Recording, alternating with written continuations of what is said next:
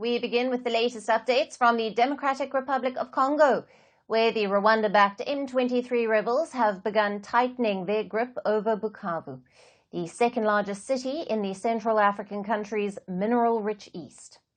This a day after its capture, the Tutsi-led M23 rebel group was seen strengthening their control over Bukavu, which has a population of over 1 million and is the capital of South Kivu province. The rebels were seen promising the residents that they would restore peace and security around the city that saw severe looting in the wake of the clashes. In a statement read on local radio on Monday, a rebel alliance said that also includes the M23, that it would assist the population of Bukavu, who were abandoned by the Congolese army and allied combatants.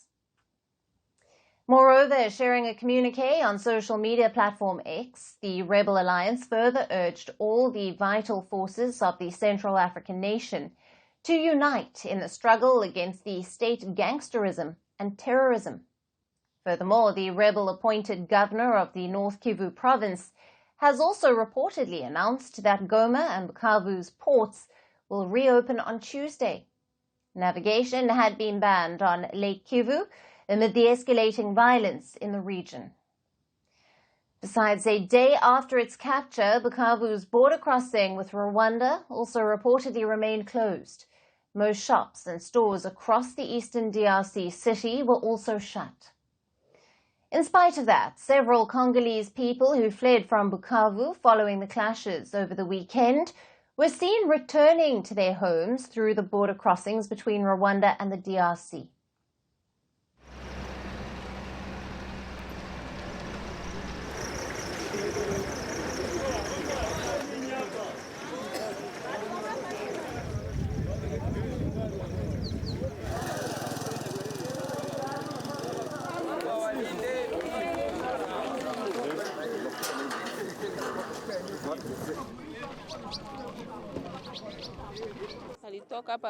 We fled to Kamanyola last Friday after the fighting intensified. We have been there for 3 days, now even as the fighting went on. There was no way to go back from Kamanyola to Uvira, and the road was not accessible. So, today CPGL facilitated our repatriation through Rwanda. We are very grateful the way we were received and glad to be here and looking forward to getting back home. There is no activity there, and everything is closed. But we have taken the courage to come to the border to go home. This is our home, and we have the right to go home. Meanwhile, the DRC government in Kinshasa has criticized the inaction of the UN Security Council in the wake of the M23 rebel group seizing the city of Bukavu in the mineral-rich east. In a letter, the DRC's ambassador to the UN wrote that Kinshasa was outraged to see that the Security Council had been unable to reach a decision despite the gravity of the situation. The ambassador further said that the Security Council's paralysis had given free rein to the continuing illegal occupation of Congolese territories by Rwandan defense forces and their supporters from the M23 terrorist movement. He added that the Security Council must conduct an emergency meeting and urged the organization to act decisively and immediately. Last week, the DRC's President Felix Tshisekedi also slammed the international community for what he said was its lack of response to the escalating violence in the country. If today my country has been attacked in an ostentatious fashion, and this hasn't practically moved the wider world, this totally calls into question international law. How can the integrity of a country be violated like this? Its people massacred without the country responsible being sanctioned. This raises the question of the United Nations, which for me has become a two-tier organization, depending on whether you are among the powerful or privileged countries, or whether you're among the weak and disadvantaged. Now, the soaring crisis in the DRC's mineral-rich east has already killed thousands of people and has internally displaced millions, with many battling hunger and diseases such as the M23 has captured North Kivu province's capital Goma and neighboring South Kivu provinces Bukavu, Nyabibwe and Kuvuma, which has given it full control around Lake Kivu, one of the largest lakes in Africa. Despite the repeated calls for a solution to the conflict, there is no sight of the crisis coming to an end, or the warring parties coming to the negotiating table to discuss a peaceful resolution. Will the international community step up its efforts to end the escalating crisis? To discuss more on this, we have with us Beverly Ochieng, a senior analyst at Control Risks, who is joining us live from Dakar in Senegal. Welcome to Firstpost. Thank you so much for having me. What are the key factors that have enabled the M23 rebels to advance so rapidly in eastern DRC, and how significant is their control over Bukavu for the broader conflict? Well, M23 has shown that it has stronger military credentials compared with the DR Congolese army. This region is their stronghold, so they have been able to capitalize on their knowledge of the terrain, their apparent surrender by the DR Congolese army, and even having more sophisticated weapons and military formations to be able to advance into Bukavu within a very short time of seizing Goma, the neighboring regional capital. They're also benefiting, allegedly, from support from Rwandan forces, who are said to be between 4,000 and 5,000 in the region. And this is also happening in a context where there's been the partial withdrawal of UN peacekeepers, the loss of paramilitaries who are allegedly from Romania supporting the DR Congo government, but also some of the troops that were contributing to the regional Southern African Development Force have withdrawn from the conflict.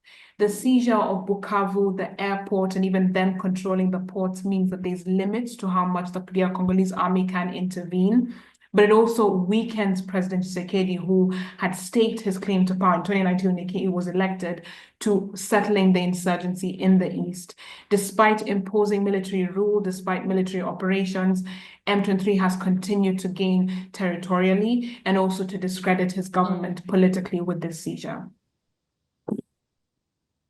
And Beverly, with the M23 tightening its grip on major cities, how is the Congolese government and military responding? And what role is the international community playing in either deterring or facilitating any negotiations? I mean, the government has said that it's not going to talk to M23 and it will continue with military action.